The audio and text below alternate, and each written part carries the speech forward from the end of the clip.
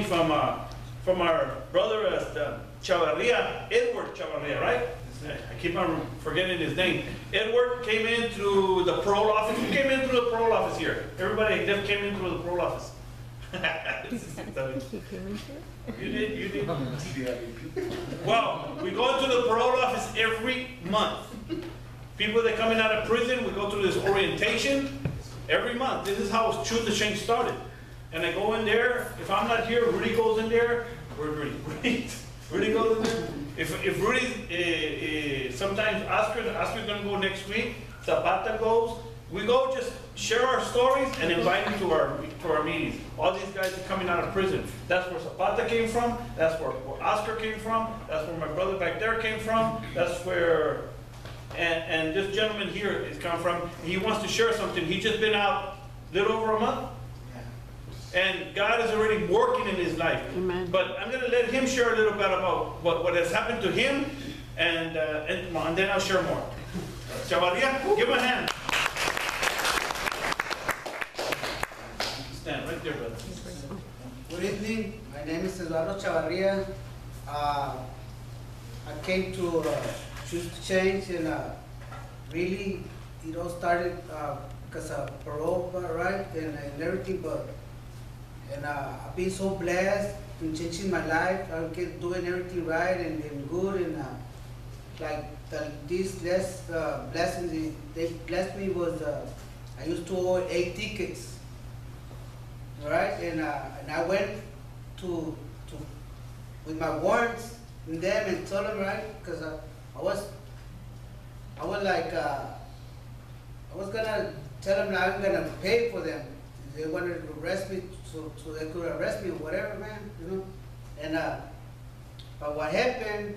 They checked on the computer, and they were all zero balance. So I don't know nothing though with the words. And I mean, it's unbelievable. And what a miracle. I mean, I got my ID. I'm doing so great, and I'm not hiding no more. I'm like, I know I feel so blessed. I mean, I've been asking for my brother and a lot of people, right, and my sons or whatever, and I was one of the ones who got blessed. So, and I just want to thank you all, and really, I mean, it's all to the glory and the honor for God. And I mean, I'm very proud of myself to say it. Me myself. That's right. I mean, I've never been like this. No, I mean, that's all, man.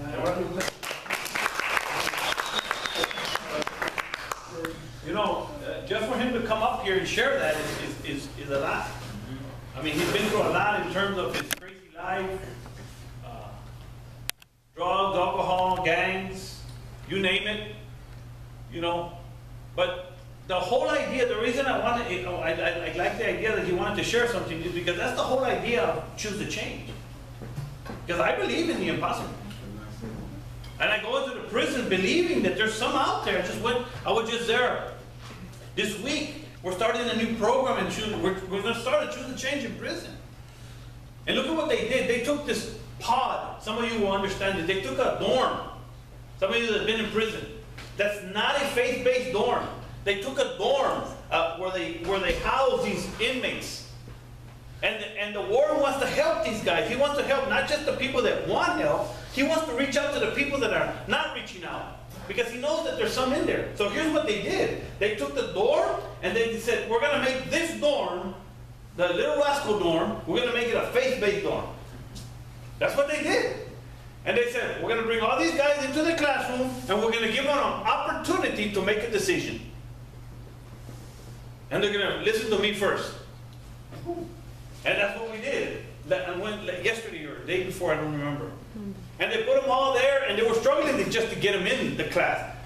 About 8 of them said, we don't want to be here. Another one said, I'm a Satan worshiper. I don't want to be here. So 8 of people just didn't want to come, period. They didn't want to talk. Another one, I'm a Muslim. I don't want to be here. And the chaplain was telling them, listen, just they even brought some extra guards. They're just trying to reach out to these men. And there was a sergeant there just watching. Another guard was there, and the chaplain was there, and I was there.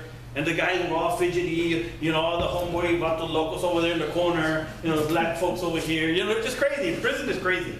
And then the chaplain say, sit down, man, listen, you don't have to come here, but just listen, just today, to this man here, and just listen. And if you don't, we're all going to give you some requests, and you're going to write you yes or no, you want to be here. And if you don't want to be here, then what we're going to do is we're going to move you out of that dorm somewhere else. But this dorm, this housing, is going to be a faith-based dorm. After I got through talking to those men, 42 of them made the decision to stay. Wow. 42 of them. Wow. And that's huge. In other words, because I hammered them. And I don't mean that I put them down. I challenged them. And that's what we need. That's what we need. That's what people need. I mean, let's think about this. I'm going to hand it over to our speaker tonight, because he's going to share a little bit about his life.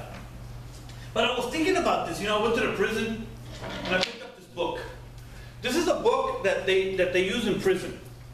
This is a book that they've been trying to teach. They teach. Zapata went through this. Did you go through this? Oscar went through this. Did you go through this? Did you all go through this? This is a book that some of the guys get to go through. I went through this book. And no big deal. You know, I went through a bunch of stuff. I was involved. I wanted to change my life when I was in prison. But I saw it today. I mean, when I was in the prison just yesterday. And I looked at that. It's called Voyager. And it has this little boat here. You all know that illustration I use about a boat and about setting your sails? And it never occurred to me that. But this is what this is. And then I realized it said, this is a study program, a self-study program, and a group facilitated study program for personal development and improvement. And I said, wow. See, this is the kind of stuff we teach here. Then I was looking through the book and listen to what it says. Because, well, before I do that, let me ask you a couple of questions before we get started tonight. Because every time you walk into these rooms, you're going to learn something. That's what we're establishing. You're going to learn something. So let me ask you a question. Who here has ever tried to change your life before? Like you say, you know what, that's it. I'm going to do something different. I'm going to do this. I'm going to. Who said it? Huh? Who here failed? Let me ask you, why is that? Why is that if you really want to change, you're crying, you're desperate, you're praying, you ask God to help you, and you're going to go for it, and a week later you quit? Why is that? Or maybe you don't even change. You say, Oh yeah, you just say you're going to do it, right? Yeah. In the morning, in the night you say, yeah, that's it. In the morning, yeah, just go. Well, why is that? I have a very simple answer for you. Because I've been studying this stuff for years. And it's a very simple answer. I just came to the conclusion. We don't know how. That's it. You just don't know how. We don't know how to, we don't know about the mindset, we don't know about the challenges, we don't know about the whole, we don't know about the spiritual health, we don't know how. Nobody has ever taught us how to change our lives. That's actually pretty profound. Because I didn't know that. Why can't I change my life? I see it over and over and over. Mothers crying because their son can't change. Men crying, grown men crying because they can't change. They want to, but they can't. They don't know how. Now that's just one part of the problem. Once they start figuring out how, it's very difficult. So the first thing that people need in order to change their life is the very first thing you're going to have to need. You need desire. You're going to have to want to. And everywhere I go, I tell people, if you're sitting, well, let me tell you here, if you're sitting here this evening, and most of you that I see and know, and you have a desire in your heart to change your life, to want to be better, to want to improve your life, if you have that inside of you, you need to be grateful. You really, really need to be grateful. Because it's difficult. Tell me if it's not true. It's difficult to get there, to even want to, right? It's difficult to even want to. That's what we're doing in these prisons, in these dorms. Some of these guys don't want to change because they think it's not cool, or it's, they don't want to look like they're being weak or something, or whatever it is. Especially us men, we're full of pride and arrogance and selfishness. But the first thing you need is desire. Once you get that desire, and what I'm learning is that then we have to humble ourselves. And what that means is, tell me, Chavarria here has been humbling himself. He said, I'm going to church. I don't care what my friends, what they think. I don't care what my old homeboys do. I'm going to church. See, that's what it takes. I'm going to change my life. And that's what he's doing.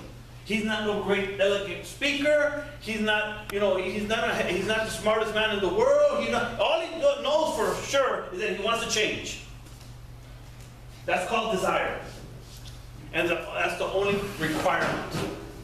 That's the only requirement. And here he is, doing whatever needs to be done. But he humbled himself, and he said, just tell me what to do. So, I was thinking about that today, and I'm glad that I was looking at the book and I was reading through it because it excited me. I said, wow, I went through this when I was in prison, didn't even realize it. And this book talks to you about what this program is about. It's about, this is a real chance for you to learn some things that you may never have a chance to learn again. And that's this class. You're going to learn some things in here that you may not ever hear anywhere else if you don't seek it. But most of you have never heard a lot of stuff that's been said here. It says here, this is not only your chance to learn things from a new perspective, but it is your chance to succeed in life. I like those words. This is your opportunity to succeed in life, to overcome in life. Because there's some things that you have to learn. You remember what we believe? Equipping by teaching basic principles of life that must be learned and practiced. See, I know this. And that's why I'm always repeating the same thing over and over and over. Because most of us know what to do. We just don't know how to. It's like this big puzzle. We have all this information, right? We have Google. We have everybody's advice, everybody's opinion. We have religion. We have all this. But nobody really knows how to guide you and lead you. You have to learn it. You have to make some decisions. You have to figure things out. You have to decide, you know what, I'm going to listen to this guy.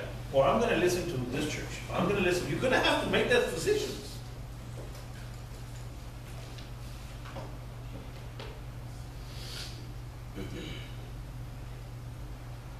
It is expected that every person who enters this program will grow, improve, progress, and succeed. I said, man, this guy must have been to choose to change.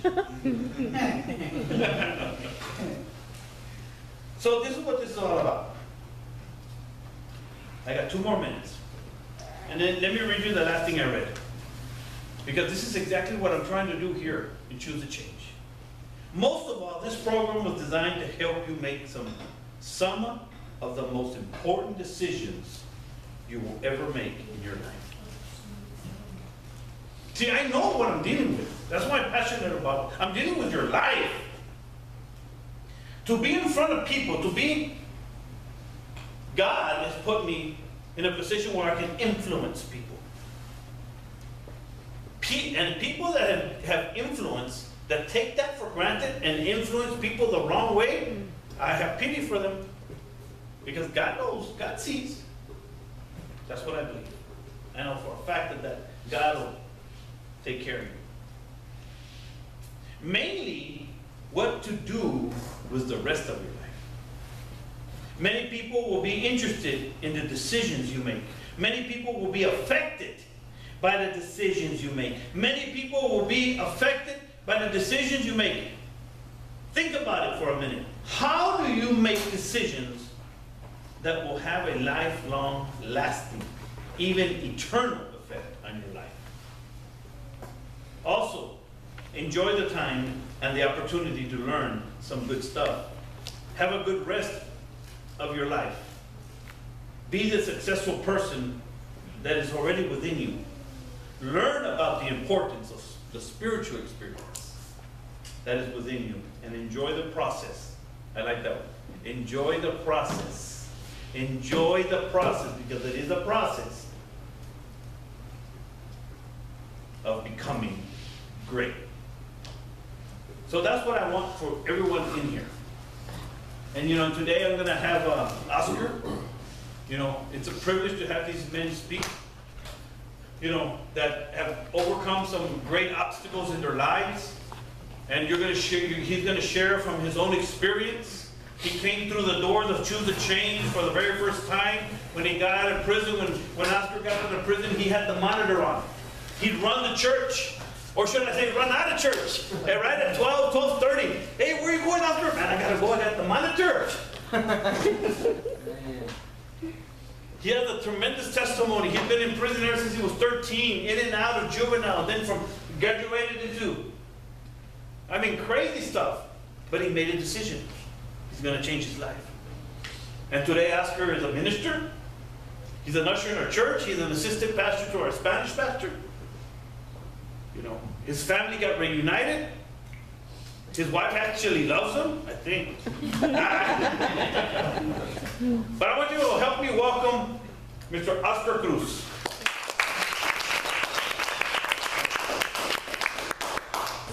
Amen. Wow. So Michael God, he really got into my intro. Wow. I'm gonna go ahead, still ask the question, how many are here to change? How many want that change? But I'm talking about real, to the heart change. Not the change that comes from your mouth out. You're in the moment. You're caught in the moment, but you are experiencing that feeling that you want that change from your heart. And if that is you tonight, I want to let you know that you're in the right place. You're in the right place in this class tonight. And if you're here only just for the signature, for your parole signature, for whatever other reason, you could go ahead and stay. Because even though you don't have hope in yourself, we have that hope for you. And stay, and listen, and you might be able to grasp something, and you might want that change by the end of the class.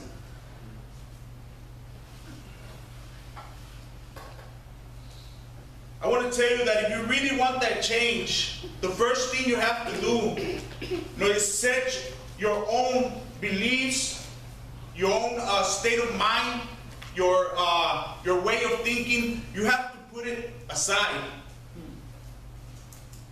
And let the people that are trying to teach you something teach you. Because they're up here for a reason. They've been through it. If you're here, just to grab just to grab this and grab that, or or that half donkey mentality. I want to put it like that, half donkey mentality. If you all know what I mean. You're just trying to half through it. You might as well count yourself out, because you have to be all in. In order for that change in your life, you have to be all in. When I came into this program a little bit over 2 years ago, I made that decision. I made this decision that I was going to do anything and everything possible to make that change in my life.